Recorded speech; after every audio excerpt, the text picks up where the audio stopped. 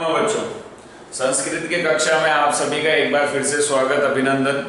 कक्षा 9 के बारे में हम डिस्कस करेंगे और हमारा पाठ है लोह तुला। लोह मतलब जो लोहा होता है उसके बारे में, और तुला मतलब होता है तराजू। ठीक है ना। तो इस पाठ का मतलब हुआ कि लोहे की तराजू, लोहे की तराजू। तो लोहे की तराजू से रिलेटेड ये पाठ है, और इस पाठ में लोहे की तराजू को आधार मानकर पूरी घटना घटित हुई है, जिसको मैं आपको पूरी डिटेल से पढ़ाऊंगा। ध्यान से सुनिएगा। अयम पाठः विष्णु शर्म विरचितम पंचतंत्रम इति कथा ग्रंथस्य मित्रभेद नामक तंत्रस्य संपादितः अंशः अस्ति। अर्थात इस पाठ को विष्णु शर्मा के द्वारा रचित पंचतंत्र जो है, जो कि 5 तंत्रों की कहानी है, उस पंचतंत्र के कथा ग्रंथ मित्रभेद है। उसमें एक कथा ग्रंथ है मित्रभेद। ठीक है ना, मित्रभेद। और ये कहां से लिया? पंचतंत्र से। और इसको किसने रचा? विष्णु शर्मा ने। ठीक है ना भाई। तो हम क्या कहेंगे? विष्णु शर्मा द्वारा रचित पंचतंत्र, और पंचतंत्र में से मित्रभेद नामक तंत्र में से ये पाठ जो है लोह तुला, ये लिया गया है। ठीक है भाई, लोह तुला लिया गया है। अब देखो आगे क्या बोला कि अस्य कथायाम एकः जीर्ण धन नामक वणिक विदेशात् व्यापारं कृत्वा प्रत्यावर्तत संरक्षित न्यास रूपेण प्रदत्ताम तुलाम धनिकात् याचते। यानी कि एक जीर्ण धन नाम का वणिक पुत्र होता है, व्यापारी होता है, वो विदेश से व्यापार करके आ जाता है, और वो वापस आकर के उसको न्यास के रूप में, वो किसी मतलब धरोहर के रूप में किसी के घर पे वो अपनी तराजू रख के जाता है। तो वो वापस आने के बाद वो जो धरोहर के रूप में दी गई तुला थी वो वापस मांगता है। ठीक है, याचते वापस मांगता है। परम सह धनिकः वदति, किंतु वो धनिक जो धनवान व्यक्ति जो था वो बोलता है यत तस्य तुला मोषकै भक्षिता, यानी वो जो तुमने तराजू जो मुझे दी थी वो तो चूहे खा गए। ठीक है ना। सह वणिक धनिकस्य पुत्रम स्नानार्थम नदीम प्रति नयति। अब वो कह देता है कि चूहे खा गए तो कोई बात नहीं, सुन लेते हैं अपन क्या है। उसके बाद में वो कहता है कि धनिक का जो धनवान व्यक्ति था उसका पुत्र को वो क्या करता है, स्नान करने के लिए नदी पर ले जाता है। ठीक है, नदी पर ले जाता है। तम तत्र नीत्वा च स एकस्याम गुहायाम निलीयते। अब वो उस पुत्र को वहां से, उसके पुत्र को स्नान करने के लिए नदी पर ले जाता है। तो ले जाने के बाद वो क्या करता है, वहां पर एक गुफा होती है, उस गुफा में उस बच्चे को वहां पर छिपा देता है। ठीक है, कौन? वो जो विदेश से आया हुआ व्यापारी था, जो तराजू रख के गया था, वो उसके धनवान व्यक्ति के पुत्र को ले जाता है और गुफा में ले जाकर छिपा देता है। प्रत्यावर्तिते सती पुत्रम अदृष्ट्वा धनिकः पृच्छति मम शिशु पुत्र अस्ति। जब वो स्नान करके वापस उसके घर पे जाता है तो जो धनिक व्यक्ति होता है वो पूछता है कि मेरा पुत्र कहाँ है? मम पुत्र अस्ति, मेरा पुत्र कहाँ है? स वदति यत् तौ पुत्र शयनेन अपहरतः, यानी कि तुम्हारे पुत्र को बाज उठा के ले गए। वो क्या बोलता है कि आपके पुत्र को बाज उठा के ले गए। तदा उभौ विवादन्तौ न्यायालयम प्रति गतौ यत्र न्याय अधिकारिणः न्यायम कृतवन्तः, यानी कि वो दोनों लड़ते हुए फिर, अब वो तो कहता है कि आपकी तराजू को चूहे खा गए, और वो कहता है कि आपके बेटे को बाज उठाकर ले गए। तो दोनों आपस में लड़ते हैं, लड़ते लड़ते न्यायालय पहुंच जाते हैं, और पहुंचने के बाद फिर न्याय अधिकारी जो वहां का जज होता है वो न्याय करता है। क्या न्याय करता है वो पूरा डिटेल से अब हम पढ़ेंगे। ठीक है, तो देखो, आसीत कस्मिंचित अधिष्ठाने जीर्ण धन नामः वणिक पुत्रः, यानी कि जीर्ण धन नाम का एक वणिक पुत्र होता है। जीर्ण धन नामक वणिक पुत्र। ठीक है, जीर्ण धन नाम का वणिक पुत्र होता है। वो सच विभाव क्षया देशांतरम गंतुम इच्छन वे अचिंत्य, यानी कि वो धन की इच्छा से किसी दूसरे देश में जाने की इच्छा रखता है कि मैं विदेश जाकर के कमा के आऊंगा। तो ऐसी इच्छा से वो सोचता है, क्या सोचता है कि यत्र देशो अथवा स्थाने भोगा भुक्ताः स्ववीर्यत् तस्मिन् विभवहीनो यो वसेत स पुरुषार्थम, यानी कि जो खूब सारे धन की इच्छा करता है, जिसको खूब सारा धन चाहिए, अगर वो खुद के देश में अगर रह करके नहीं कमा रहा है तो वो उसके लिए बड़ी मूर्खता की बात है। तो विदेश जाना से कोई समस्या समाधान नहीं होनी है ना। हमारे देश में रह करके कमाया जाए तब जाकर के वो धन जो है वो धनवान कहलाता है। बात समझ में आ रही है? तो ये बात है। तो ऐसी वो सोचता है, ऐसी वो चिंता करता है। अब ये कोई यूनिवर्सल ट्रूथ नहीं है कि भाई सार्वभौमिक सत्य है कि सर इसने कह दिया कि दूसरे देश में जाके कमाना नहीं है, तो ये कोई यूनिवर्सल ट्रूथ नहीं है। आप आराम से निश्चिंत रहें, ये इसकी बात थी, इसने बोली है, अपनी बात हम अपन बोलेंगे, हम सोचेंगे। तो आगे क्या है, तस्य च गृह लोह घटिता पूर्व पुरुषोपार्जिता। पूर्व पुरुषोपार्जिता मतलब उसके पूर्वजों के द्वारा, ठीक है ना, उसके पूर्वजों के द्वारा दी गई तुला आसित, उसके पूर्वजों के द्वारा दी हुई एक तराजू थी, ठीक है ना, लोहे से गढ़ी हुई एक तराजू थी। ताम च कस्याचित श्रेष्ठिनो गृहे निक्षेप भूताम कृत्वा देशांतरम प्रस्थितः। और उस तुला को वो श्रेष्ठिन के घर पर, वो धनवान व्यक्ति के घर पर धरोहर के रूप में रखकर वो चला जाता है। ततः सुचिरम कालम देशांतरम यथेच्छया भ्रांत्वा पुनः स्वपुरम आगत्य तम श्रेष्ठिनम अवदत्। अब जब वो विदेश चला जाता है तो विदेश खूब आराम से एंजॉय करता है, घूमता है, मौज करता है, और फिर वापस से वो कुछ पैसे वैसे कमाकर देशांतरम दूसरे देश से स्वपुरम, स्वपुरम मतलब अपने नगर को वापस आ जाता है। और आकर के आगत्य लेप प्रत्यय इधर है ना, तो आकर के श्रेष्ठिनम अवदत्, श्रेष्ठिन कहता है, श्रेष्ठी कहता है, वो श्रेष्ठिन, श्रेष्ठिन को कहता है श्रेष्ठिन दिएगा हमेशा निक्षेप तुला, मुझे मेरी जो धरोहर के रूप में जो तुला में रख के गया था, जो तराजू में आपके घर पे रखा गया था, वो मुझे दे दो, ठीक है। सो अवदत्, फिर उसने कहा, वो नास्ति सा, वो है तो नहीं है, त्वदीया त्वदीया तुला मूषकै भक्षिता यदि, तुम्हारे द्वारा दी गई जो तुला थी, तराजू थी, वो तो मूषकै भक्षिता, चूहे उसको खा गए। जीर्णधनः अवदत्, जीर्णधन बोलता है वो श्रेष्ठिनः नास्ति दोषास्ते, यानी कि इसमें कोई दोष नहीं है। यदि मूषकै भक्षिता, कोई बात नहीं, उसको चूहे खा गए हैं। ईदृशः एव अयं संसारः, ये संसार ही ऐसा ही है, यहाँ पर कहता कोई और है, सुनता कोई और है, होता कुछ और है, करना कुछ और चाहता है। न किंचित अत्र शाश्वतम अस्ति, यहाँ कोई भी सत्यता की बात नहीं है, शाश्वत कुछ भी नहीं है। परम अहम नद्याम स्नानार्थम गमिष्यामि, किंतु मैं नदी में स्नान करने के लिए स्नान करने को जाना चाहता हूँ, ठीक है। तो तत्त्वम आत्मीयम एनम शिशुम धनदेव मानामाम मया सह स्नानो उपकरणम हस्तम प्रेषय इति। वो कहता है कि तत्त्वम आत्मीयम, यानी तुम्हारे पुत्र को, त्वम आत्मीयम, आत्मीयम मतलब तुम्हारा पुत्र, ठीक है ना, तुम्हारा पुत्र को क्या करो, शिशु जो है तुम्हारा, उसको धनदेव नामक जो शिशु था, ठीक है ना, तो हम यहाँ पर लिख देते हैं कि उसका बेटे का नाम था धनदेव, उसके बेटे का नाम था धनदेव।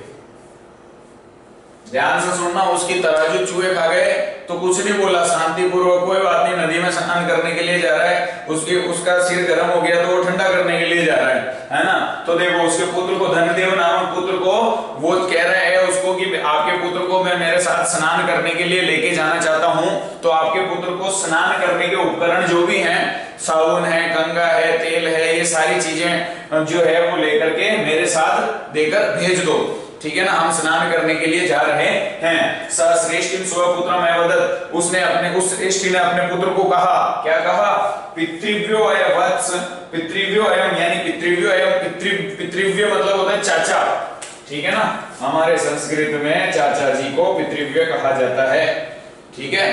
तो चाचा जी को वो कहता है वत्स बेटा, चाचा जी तुम्हारे चाचा जी स्नान के लिए यास्यति, यानी स्नान के लिए तुम्हें ले जाना चाहते हैं। तद अनेन साकम गच्छः इति, यानी तुम भी चाचा जी के साथ स्नान करने के लिए चले जाओ, ठीक है। आगे बोलता है अत असौ श्रेष्ठी पुत्रः,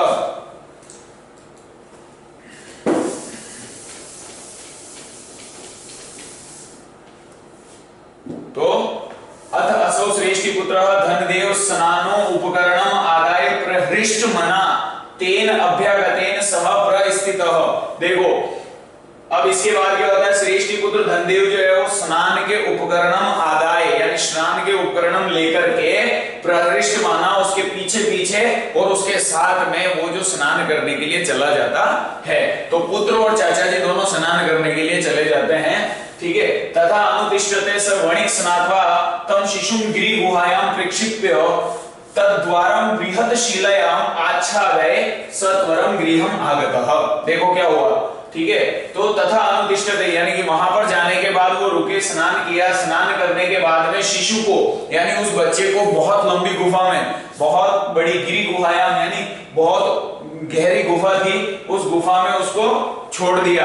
और छोड़ने के बाद तद्वारम और उसके गुफा के द्वार पर बृहत शिलायाम यानी बहुत बड़ी शिला, बहुत बड़ी चट्टान जैसा बड़ा सा पत्थर जो था वो आच्छादे रखकर उसको ढक दिया। उस गुफा के गेट को, गेट के वहां पर उसने बहुत बड़ी शिला रख दी ताकि वो बच्चा बाहर नहीं आ सके, ठीक है। गृहम आगतः, फिर वो वहां से घर आ जाता है। आगे क्या हुआ, श्रेष्ठी पृष्ठमान, उस श्रेष्ठी ने उससे पूछा, क्या पूछा, वो अभ्यागतः, हे आए हुए मतलब भाई बोल लो या श्रेष्ठ बोल लो, कुछ भी बोल लो, कथ्यताम पुत्र मे शिशु, यानी कहो मेरा पुत्र कहाँ है। तो यह त्वया सह नदी गतः इति, यानी जो तुम्हारे साथ नदी में गया था वो मेरा पुत्र कहाँ है। तो सवदत वो बोला, तो पुत्र नदी तटम नदी तटात शयनेन इति हृदः, यानी कि अरे यार मैं क्या करूं, तेरा पुत्र मेरे साथ स्नान करने के लिए तो गया था लेकिन तेरे पुत्र को बाज उठा के ले गए, है ना। तो अब इसमें मैं क्या कर सकता हूँ। श्रेष्ठी श्रेष्ठी बोला, मिथ्यावादी ना, झूठे मूर्ख आदमी, क्या बात कर रहा है तू। किम क्वचित शयनो चालम हरतुम शक्नोति, अरे क्या कभी बाज कोई बच्चे को उठाकर लेके जा सकता है क्या। मूर्ख आदमी तो कैसी बात कर रहा है मेरे से, हैं। तत् समर्पणम में सुतम अन्यथा राजकुले निवेदिष्यामि इति, तू मुझे मेरा पुत्र लौटा दे वरना मैं राजकुल का जो न्याय विभाग है वहां पर जाके निवेदन करूंगा। तो ठीक है, कहो जाकर के, कोई दिक्कत नहीं है। वो सत्यवादी ना, अरे सत्यवादी यथा शयनो बालम न नयति तथा मूषका अपि लोकटिताम तुलाम न बक्ष्यन्ति, अरे तू कैसी बात कर रहा है कि यदा जिस प्रकार शयनो, जिस प्रकार बाज जो है वो बालक को ले जा सकता है, तो सीधी सी बात है तो मूषक भी लोहे की घड़ी हुई तराजू को नहीं खा सकते।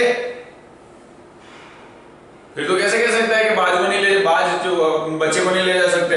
मेरी जो तराजू थी उसको भी तो तू कह रहा है चूहे खा गए, हाउ कैन इट पॉसिबल।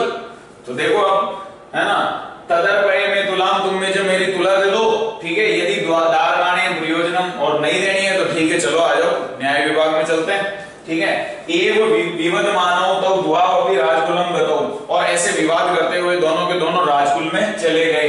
तत्र श्रेष्ठी तार स्वरेण ए विदत, और वहां पर श्रेष्ठी ने ऊंचे स्वर में कहा, भो वंचितो अहम, मुझे न्याय प्रदान करो, मुझे न्याय प्रदान करो, ऐसे चिल्लाता हो जाता है।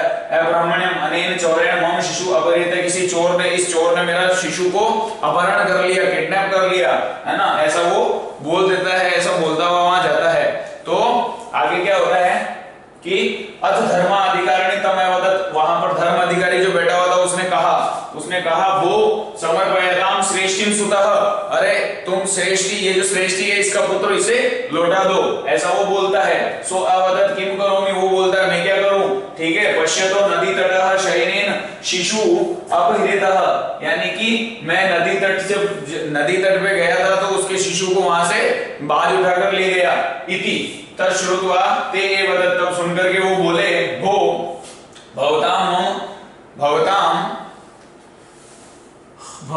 भवताम सत्यम न अभिहितम किम शयनः शिशुम हर्तुम समेषाम भवति। वो कह रहा है कि कभी कोई बाज भी कभी कोई पुत्र को ले जा सकता है क्या कहीं पर। तो फिर वो दोनों अपनी बातें सुनाते हैं और वो कहता है कि मेरा जो तराजू था वो जो है वो चूहों के द्वारा काट लिया गया, है ना, और वो ले गए चूहे। ये देखो, तुला लोहसस्य यत्र खादन्ति मूषकाः, यानी कि तराजू को जब चूहे खा सकते हैं तो राज तत्र हरेन शयनो हो बालकः तत्र संशय, तो बाज पुत्र को उठा के ले जा सकता है, इसमें कोई संशय नहीं होना चाहिए, है ना। तो हे आगे बोलता है, हे अपृच्छत कथम एतत्, बताओ ये कैसे हो गया। तो ततः सह श्रेष्ठी सभ्या नाम अग्रे अदितः सर्व वृत्तांतम सर्व वृत्तांतम न्यवेदयत्, यानी कि सारा का सारा वृत्तांत जो है वो श्रेष्ठी ने वहां पर सुना दिया कि भाई मैं इसके पास जब मैं तराजू रख के गया, मैं जब वापस आया तो इसने मेरी तराजू को कहा कि तेरी तराजू चूहे खा गए। मैं इसके पुत्र को नदी पे स्नान करने के लिए लेके गया, मैं वहां पर इसके पुत्र को वहां पर गुफा में डाल दिया, मैंने भी वापस आकर बोल दिया कि आपके पुत्र को बाज ले गए। ठीक है, तो ये अब इसको ये बात हजम नहीं हुई, ये राजकुल में आ गया। मैं चाहता यही था कि ये राजकुल में चले, तो वैसा का वैसा ही हुआ। अब दोनों राजकुल में आकर इसने सारा वृत्तांत सुना दिया कि ऐसा ऐसा हुआ। ऐसा ऐसा होने के बाद ततः न्याय अधिकारिण विहस्य, न्याय अधिकारी ने हंस करके कहा कि तव द्वावपि संबोध्य तुलाम शिशु प्रदानेन तोषितवन्तः। तुम एक काम करो, न्याय अधिकारी ने कहा कि तुम तो इसका बच्चा इसको दे दो और तुम इसकी तुला इसको दे दो, तुम इसकी तराजू इसको दे दो, तो आपस में न्याय हो जाता है। न्याय अधिकारी ने अपना जो न्याय अधिकारी जो होता है वो न्याय कर देता है और बच्चे वाले जो पिताजी थे उसको बच्चा मिल जाता है और तुला वाला जो विदेश गया हुआ था उसको अपनी तराजू मिल जाती है। ऐसे करके ये पाठ का यहाँ पर समापन हो जाता है। सीधी सी बात है। इसके बाद इसको वापस आप पढ़ोगे, वापस आप समझोगे तो आपकी किताब में इसके शब्दार्थ भी दे रखे हैं। शब्दार्थों का सहारा लेकर के आप संस्कृत को पढ़ेंगे और हिंदी बनाते जाएंगे तो आपको अच्छे तरीके से समझ में आएगा। ठीक है, अधिक से अधिक शब्दार्थों का जब तक आप पाठन करोगे तब तक आपको हिंदी अनुवाद अच्छे तरीके से आता रहेगा। तो ये मेरा पर्पस था कि मैं तुम्हें स्टोरी समझा दूं और एक बार संस्कृत से सीधा ट्रांसलेट करके हिंदी बता दूं। अब आपको शब्दार्थों के साथ इसका अभ्यास करना है ताकि आपको ये पाठ पूरा आ जाए, क्योंकि हमारे परीक्षा में पठित गद्यांश का एक 8 नंबर का प्रश्न बनता है। सो इसके लिए आपको पूरा संस्कृत का अनुवाद समझना पड़ेगा शब्दार्थों की सहायता से।